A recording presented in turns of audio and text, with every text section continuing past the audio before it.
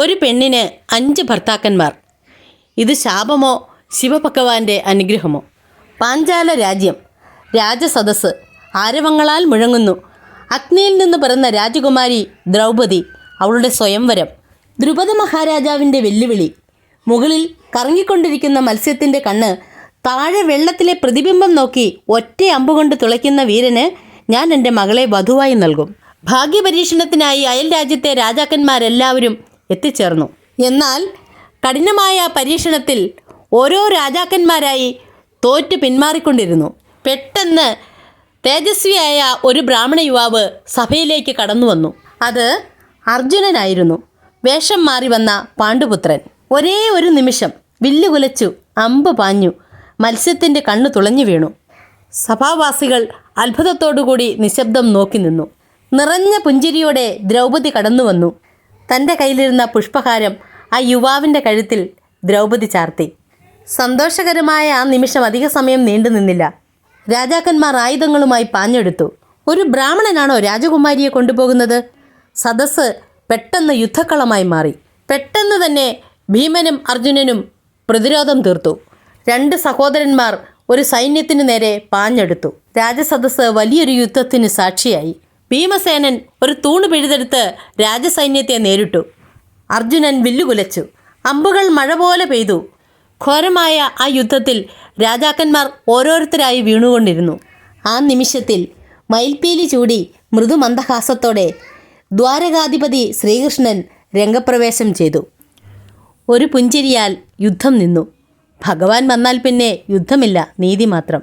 ഭഗവാന്റെ അനുഗ്രഹത്തോടെ രാജസദസ്സിൻ്റെ ആരവങ്ങൾ പിന്നിലാക്കി 5 സഹോദരന്മാർ പാഞ്ചാല രാജകുമാരിയെയും കൂട്ടി അവർ താമസിക്കുന്ന കാട്ടിലെ കുടിലിലേക്ക് നടന്നു. കുടിലിൻ്റെ ഉള്ളിൽ എണ്ണവിളക്കിൻ്റെ വെളിച്ചത്തിൽ കുന്തി ദേവി, അവരുടെ അമ്മ, പാചകം ചെയ്യുകയായിരുന്നു.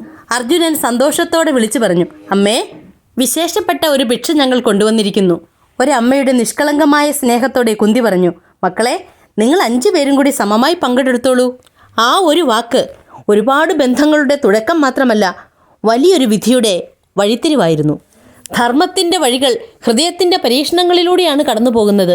പാഞ്ചാല രാജകുമാരി ദ്രൗപദി 5 വീരന്മാരുടെ ഭാര്യയാകാൻ വിധിക്കപ്പെട്ട ആ രാത്രി ദ്രൗപദിയുടെ കണ്ണുകളിൽ അത്ഭുതവും ആശയക്കുഴപ്പവും നിഴലിച്ചു.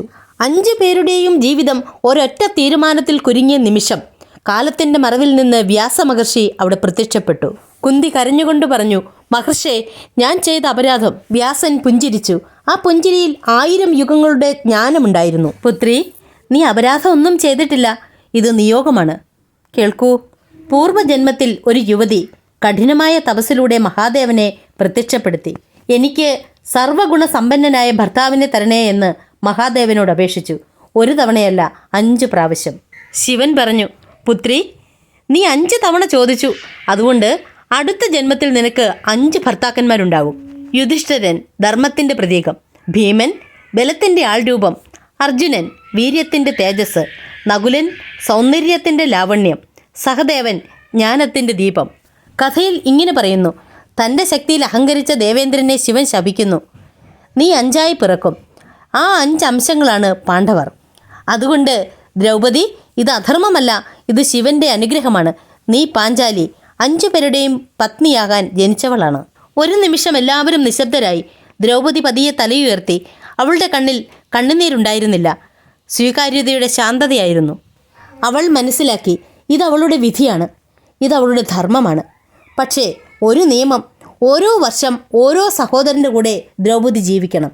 അപ്പോൾ മറ്റാരും അവരുടെ സ്വകാര്യതയിൽ കടക്കരുത്. ഈ നിയമം തെറ്റിച്ചാൽ 12 വർഷം വനവാസം. ആ രാത്രി മഹാഭാരതത്തിൻ്റെ വിധി എഴുതപ്പെട്ടു. ചാനൽ സബ്സ്ക്രൈബ് ചെയ്യാൻ മറക്കരുതേ. നന്ദി.